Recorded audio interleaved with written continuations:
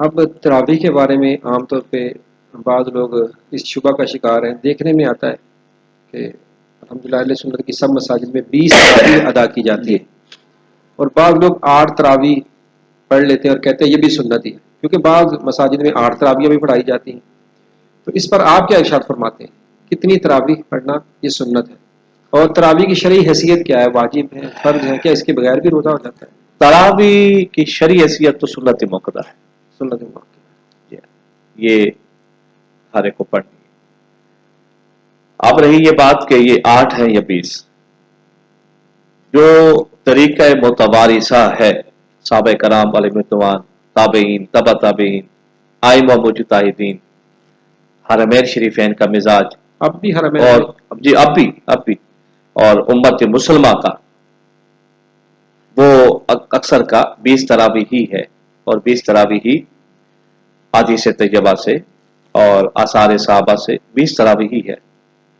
تو یہ اس پہ تو علیحدہ آپ کو ایک پروگرام کرنا چاہیے، اور باقاعدہ سے اس کے جو دلائل ہیں، پھر ان دلائل کے ساتھ ساتھ جو ایک اشکالات ہیں ان کا بھی جوابات ہونے چاہیے اس پر۔ تو اس مختصر سے وقت میں یہی ہے کہ تراویح 20 رکعت ہی ہے، یعنی 8 تو کسی صورت میں بن ہی نہیں سکتی نا۔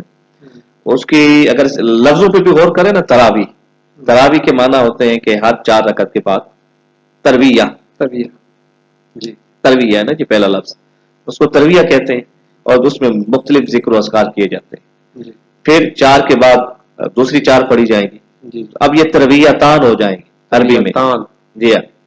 اچھا، پھر اس کے بعد 4 اور پڑھیں گے تو پھر یہ ترویحات عربی گرامر کے اعتبار سے، یعنی 12 تو یہ ہو جاتی جی ٹھیک ہے۔ اب لفظ تراویح کا اطلاق یا تو 16 پر ہوتا ہے یا 20 پر ہوتا ہے۔ اور 16 کی تو کسی کی بھی دلیل نہیں ہے، کوئی بھی بندہ 16 تو پڑھتا نہیں ہے، تو اس کا مطلب 20 ہی ہی ہے کہ جس پر امت کے لوگوں کا عمل ہے۔ ہاں جی بالکل، یعنی لفظ تراویح پہ غور کیا جائے نا تو پھر بھی 8 نہیں آتی اس کے اندر، یعنی تراویح لفظ بتا رہا ہے کہ میں 8 نہیں ہوں، 8 نہیں، ہاں جی بالکل، یعنی میں اسے زائد ہوں۔ جی تو اس لیے 20 تراویح پڑھنی چاہیے، اور 20 تراویح ہی ہے، اور یہی طریقہ متوارثہ ہے جی ہمارے قدیم سے، ائمہ مجتہدین صحابہ سے یہی چلا آ رہا۔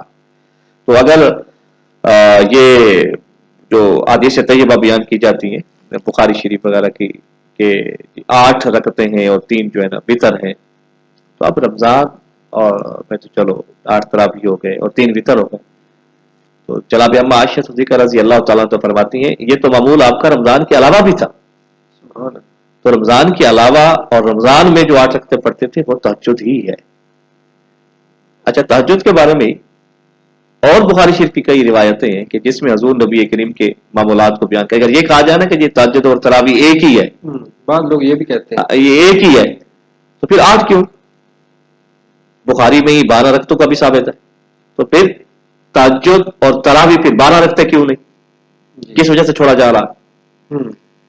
اچھا، پھر تراویح کے اندر ایک ہوتا ہے کہ اسی طرح ایک تو ثبوت نا ثابت تو ہے قرآن پاک کا حفظ کرنا، حضور نے فرمایا ہو کہ آپ نے تراویح میں اسی طرح جماعت کے ساتھ پڑھنا ہے، یہ بھی تو منقول نہیں ہے، یہ بھی تو کیا جاتا ہے۔ جو 8 احباب تراویح پڑھتے ہیں وہ اپنی مساجد کے اندر مکمل ایک حافظ صاحب کا بندوبست کرتے ہیں، مکمل قرآن پاک سنتے ہیں۔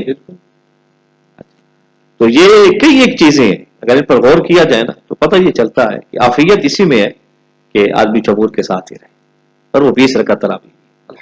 تو ناظرین ماشاءاللہ آپ نے یہ ساری باتیں سنی ماہ رمضان کے حوالے سے، اور ہمارا یہ سلسلہ انشاءاللہ جاری رہے گا۔ آپ کے ذہن میں کچھ سوالات ہوں کوئی رمضان کے بارے میں، اس کے علاوہ بھی، تو کمنٹ سیکشن میں آپ اپنے مسائل کو لکھ دیں، انشاءاللہ آئندہ جب پروگرام کریں گے تو اس میں آپ کے جوابات جو ہے وہ انشاءاللہ امید اس میں شامل کر لیے جائیں گے، اور آپ کے سوالات کو اور جوابات دے دیے جائیں گے۔